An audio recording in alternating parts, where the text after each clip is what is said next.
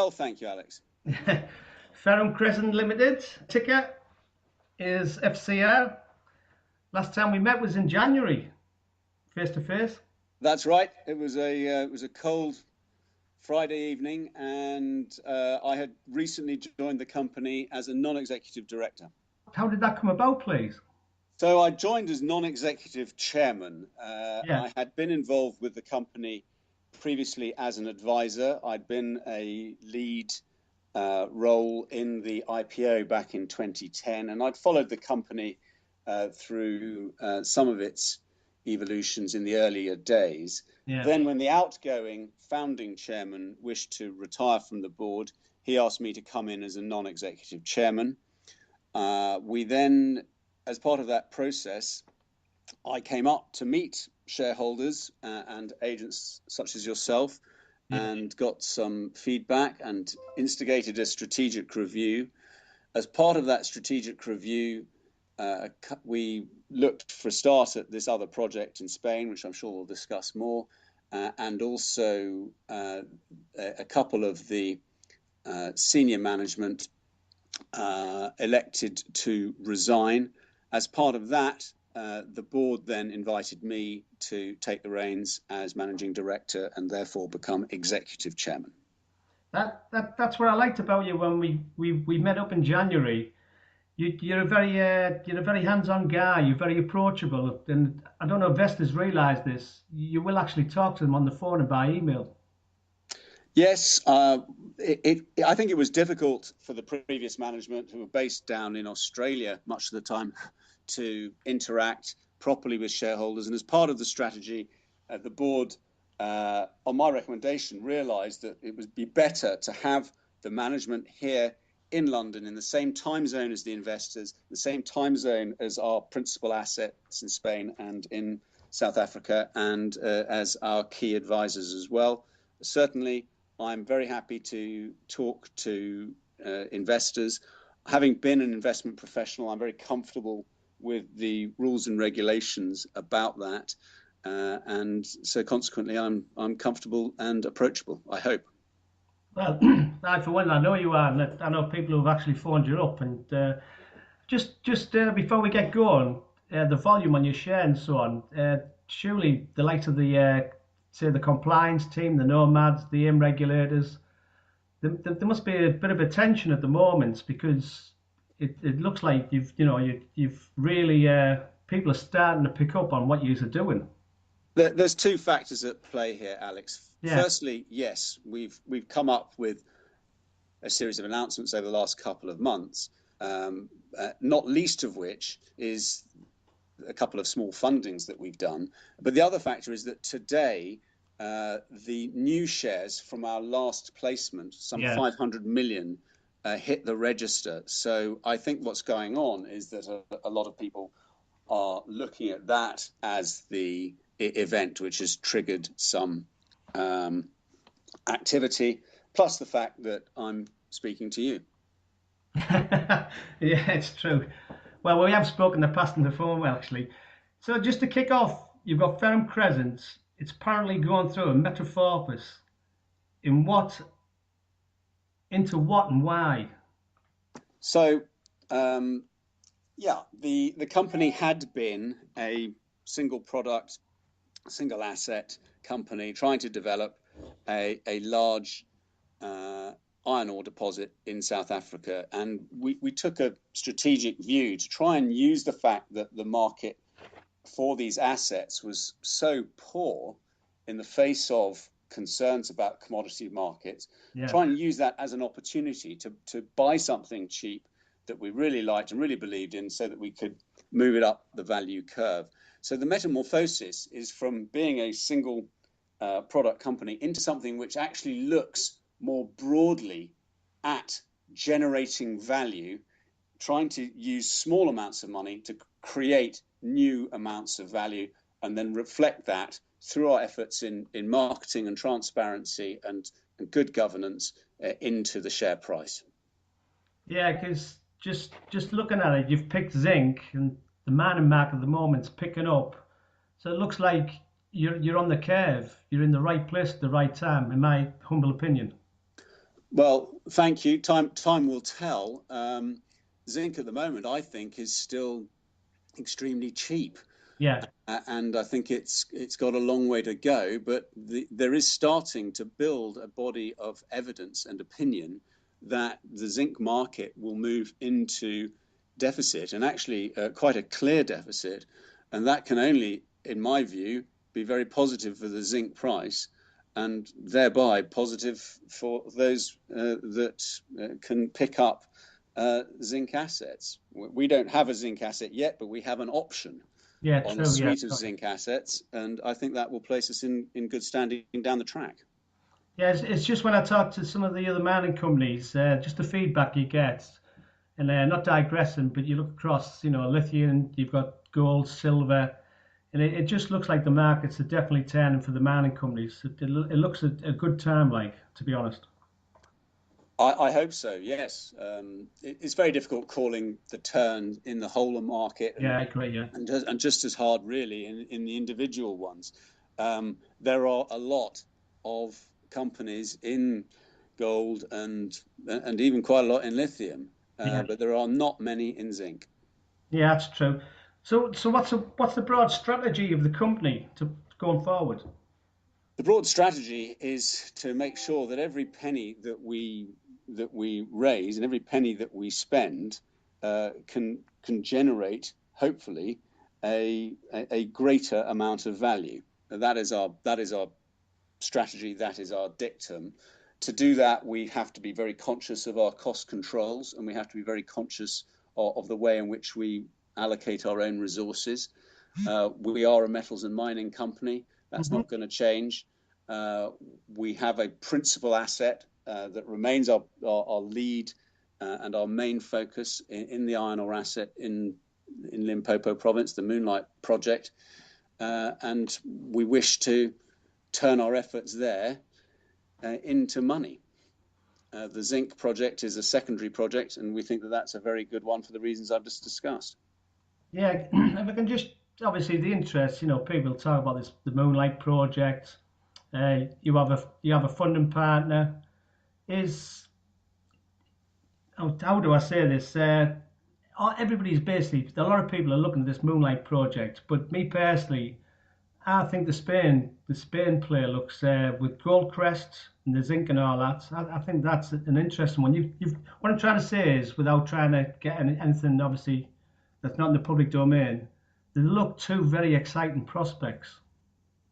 Yes, you're right. The Moonlight project is where we have a huge amount of value, and how that is developed will be absolutely key. The zinc project, as and when we complete the acquisition, Hmm. and we now have raised the money to do so, that may look more like the blue sky. It's still an early stage project, but it had a resource on it previously. I'm very hopeful that we can develop a new resource on the first project there swiftly. And given what I said earlier about the potential deficit in the zinc market, I think there's a great deal of prospective value enhancement in that project. Okay, why have you gone after a new metal in a new continent? So there's a certain amount of diversification logic there. It is a bit difficult if you're stuck in a single metal and in a single continent. And a number of companies and a number of your investors will have suffered as a result of being stuck in the wrong metal and in the wrong country. Yeah. And I've got to say that Ferrum definitely fell into that category. If you're involved in two metals and in two different continents, then you can switch your efforts and allocate your resources across. So it just gives you an extra dog in the race, as it were. As it happens, I think that having Spain on our agenda is a smart move because it's a mining country with great infrastructure. They're hungry for jobs, and they also have great mineralization. Yeah, yeah, the European Union as well, very stable what's the funding strategy of the company pre-revenue, please? We have a typical junior mining funding strategy, which is based around equity placements. We did a small equity placement in February to fund the option. We've just completed a bigger equity placement to take us through for the projects that we have at hand, including that acquisition. Embedded in that is an option, so that with a strike at 0.165. Your warrants, yeah. Yes, they are technically options. People keep reminding me. They are. The point being that if the share price remains above that level, then logically those would get funded, and that can derive us the benefit of another £815,000, and that would cover us comfortably forward. So that's the funding strategy. Yeah, pre-revenue. Yeah, because obviously watching your share activity and so on, they should really kick in soon, or they will kick in, but that'll generate revenue for you guys, like you say, so you won't need no dilution, so to speak. Yes, I mean they create a dilution in the fact that they'll be converted into shares. That's right, but you're right in the expression that we should not have to do another placement if those options are then exercised. Yeah, because obviously warrants, that's the investors do like warrants. That's when you get your sticky investors, and that's when you get your people who really want to invest in a company. That's the beauty of them for me. Why does Ferrum have listings on 3 stock markets? You're in the UK, Australia, and South Africa. Very good question, and it does feel like an anomaly for a company this small. Exactly. The history is this. This is an Australian company that started off with an ASX listing, and that's our primary exchange. The company then came to AIM in 2010 because AIM is where you raise the money for these kind of companies, particularly Africa. There's a lot more interest in African mining in the UK than there is in Australia, or there was at that time.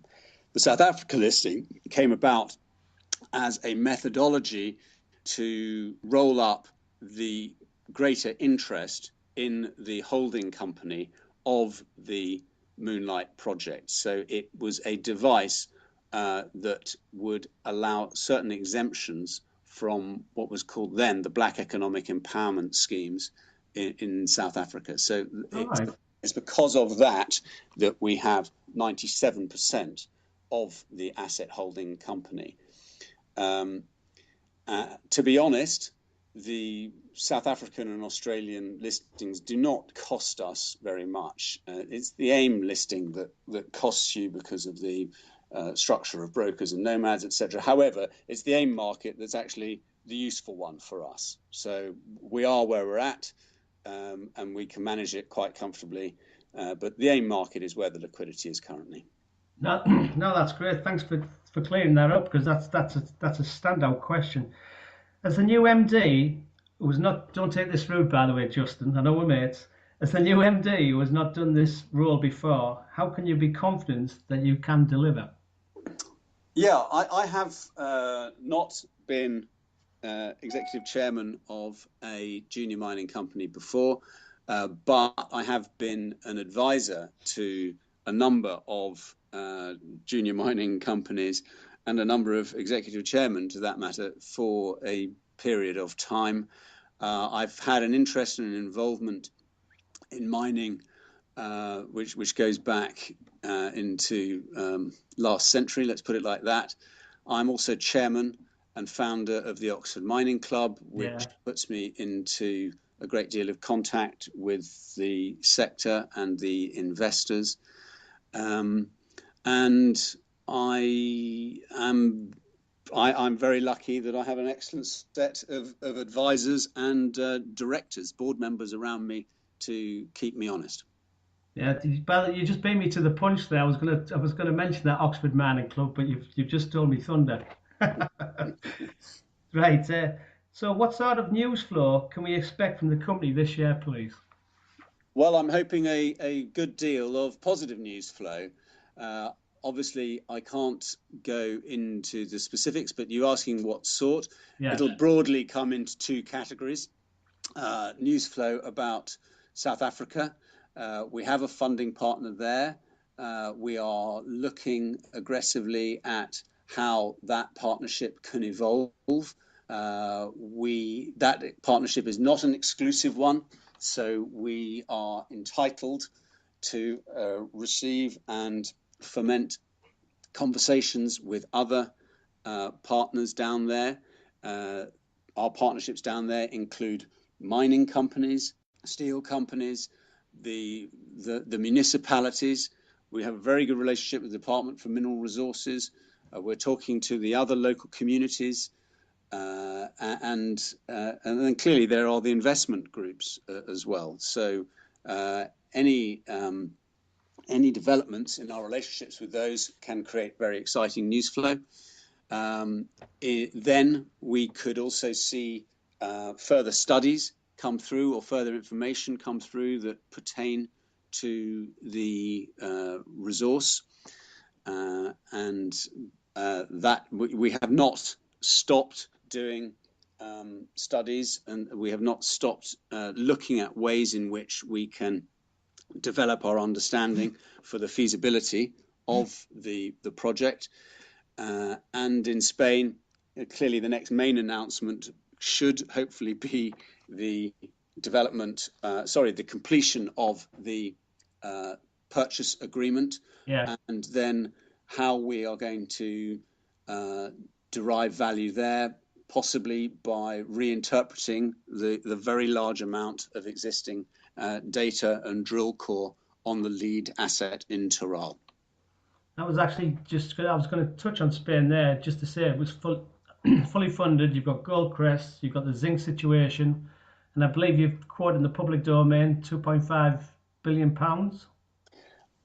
Yeah, pounds weight of Yeah, zinc, sorry, I not apologise. pounds value. Yeah. And I apologise. yes, Sorry. that number was ratified in a Micon International report that was published through the Canadian system, the National Instrument 43101 system. Yeah. Now, that they had a particular methodology, a particular geological theory. We think that theory may be improved on, but it is a widely accepted fact that there's a great deal of zinc in that geological formation down there. And I myself went to walk it with the geologists, and I was very impressed with what they showed to me, and I was very impressed with the reports that I've had from our technical team who know the assets already anyway.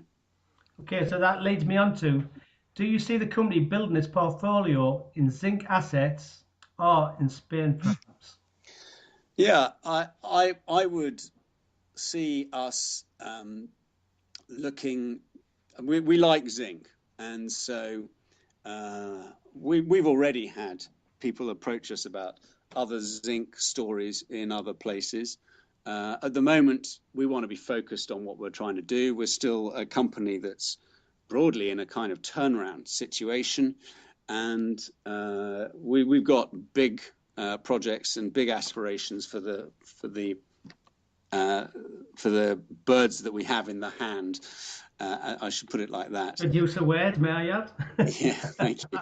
Nothing wrong with Spanish birds, but I'd probably stick to the mines we've got. Exactly. Oh, right. So, what's your personal measure of success in this company, please? Yeah, we have junior mining companies that are quoted have a very easy metric, which is the share price. The share price of Ferrum Crescent is still a long way below where it was when it came to the market. Yeah. Back in 2010. That's true. Yeah.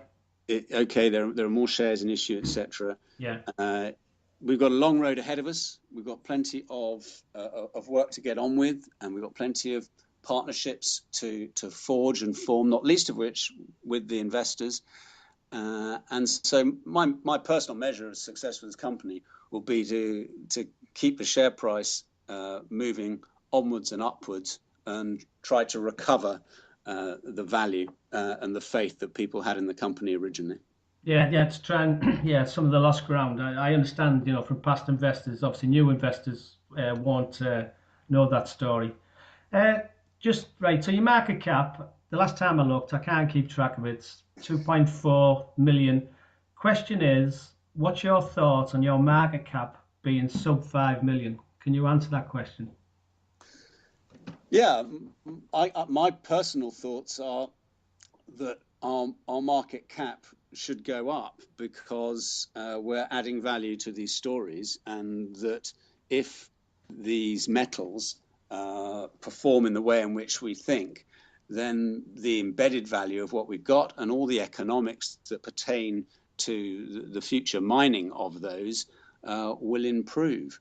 Our market cap, you've got to be, everybody ought to add on the 500 million shares that are just coming into issue. So we've now got a total of 1.273 billion shares in issue. So that's the number to calculate the market cap. But even with those in, our market cap is extremely low, considering that we are a recently a company which has just successfully raised money twice, that we have a very interesting project in South Africa in a metal that seems to be recovering nicely. And we've got an interesting version of that, and in a very strategic location.